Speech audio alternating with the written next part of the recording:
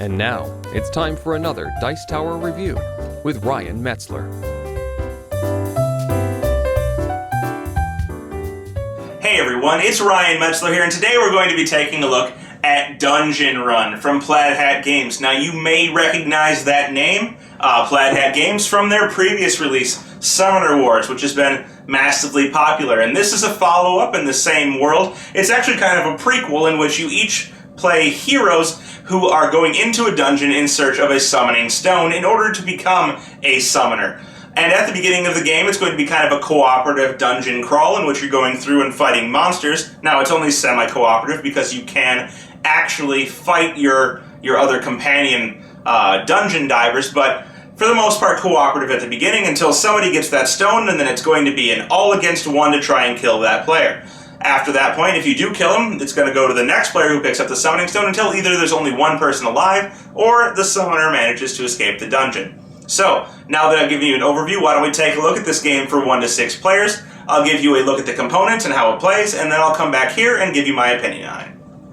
In the game of Dungeon Run, you're going to be playing a character, and each player in the game is going to be their own character, and they're going to have a character sheet, and they're going to be trying to go through a dungeon in order to find the Summoning Stone, which is held by a boss that will be at the end of the dungeon, and when you collect the Summoning Stone, the game will turn from a semi-cooperative game into a all-out competition to kill whoever has the Summoning Stone and take the stone for yourself. So it turns from cooperative to competitive awfully quickly. But anyhow, in this game, each player is going to be a character. So for example, you could be Dorgan, the Dwarven Treasure Hunter here. And on the character cards, it's going to have several things. It's going to have your race and your stat type. And then you're going to have these 4 statistics across the top here. You have Brawn, Magic, Skill, and Life. And Brawn and Magic are going to be used as attacks. You have your choice of which one to use, unless, of course, a monster says you can only use one or the other.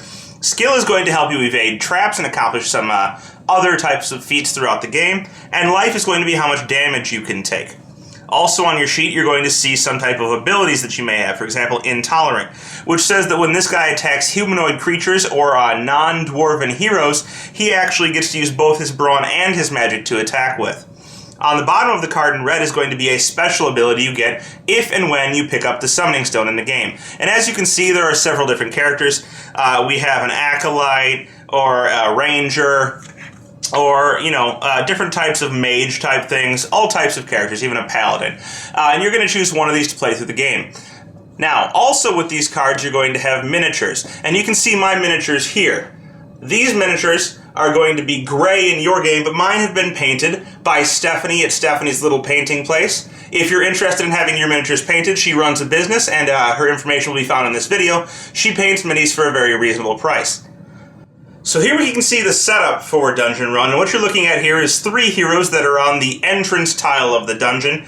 They're just kind of chilling out there, and at the beginning of the game, everybody's actually going to have a deck of cards. This is the one for our little goblin-type thief here.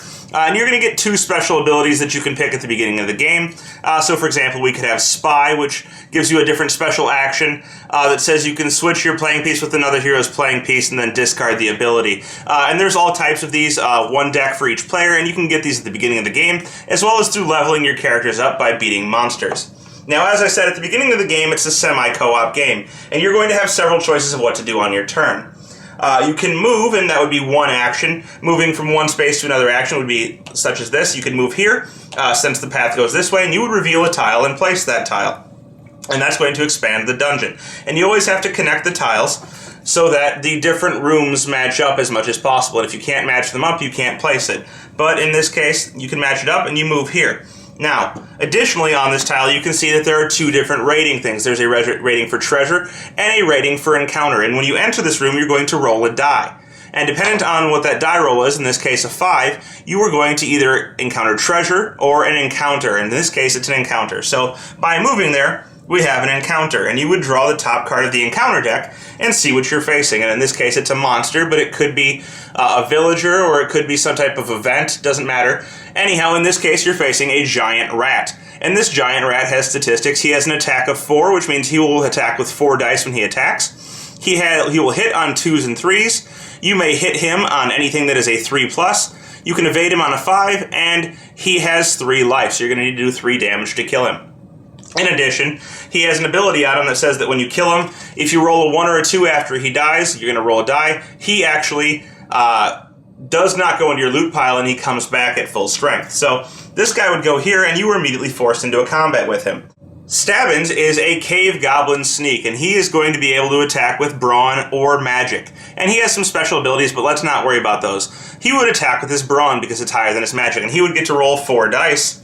But first, he would be attacked by the rat, but these are actually going to kind of happen simultaneously. So you're going to roll dice, and he rolls here a 3, a 5, and 2 1s. Well, the 3 and the 5 would be hits because this guy has a defense 3+. So those would hit, but the monster would also get to roll 4 dice for his attack, and he would roll them, and he is going to hit on 2s and 3s. Well, he only got 1, 2, and 3s. So the case is here, we have 1 hit, oops, wrong die. We have 1 hit for the rat, and 2 hits for our hero.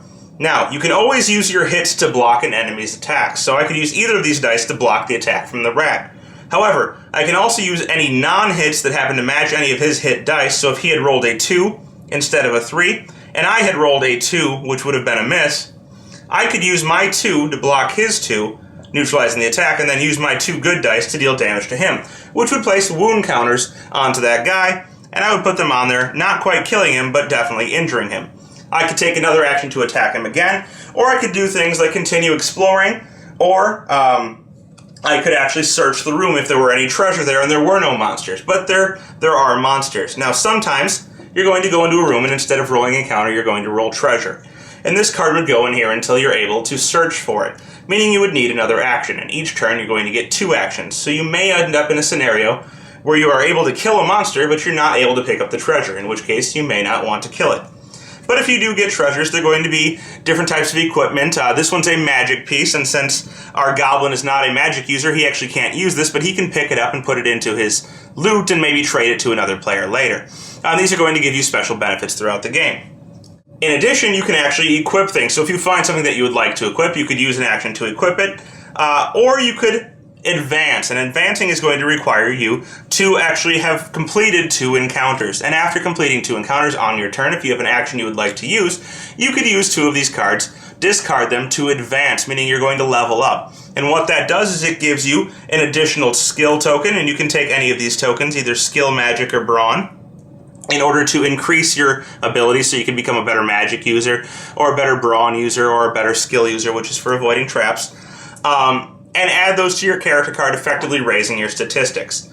Now, you're going to keep going, and sometimes you're going to encounter special rooms. And this one, like the library here, is a special room, which says that you can use a special action here to search. And if you do so, if you roll a 1, you actually take a wound, and if you roll a 5+, you actually fight the boss card. So the boss could show up here.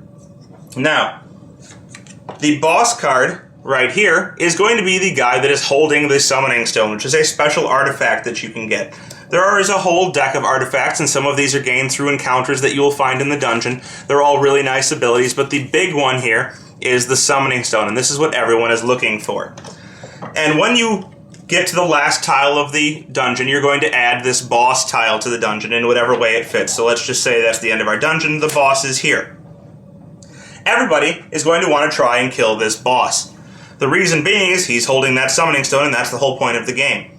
But he has his own special abilities that he's going to be enacting in order to prevent you from defeating him. He has a lot of life, and he attacks very hard with 7 dice. He's hard to hit, and he's very difficult to evade.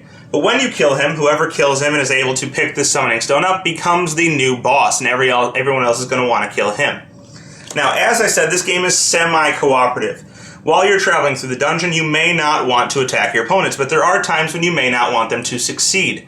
And what you can do in those cases are, as a free action, try and sabotage them, meaning it's going to be harder for them to hit the opponents, or you can try and assist them. And if you decide to assist or sabotage, assisting is going to allow you to add some of your attack to that other player, giving them more dice to roll, while sabotaging them is going to remove dice from the dice they're allowed to roll. Doing this could either benefit you in the assisting, maybe you're going to kill a monster that you wouldn't be able to kill without some help, or sabotaging could benefit you in that they're not able to kill something that you would like to kill later.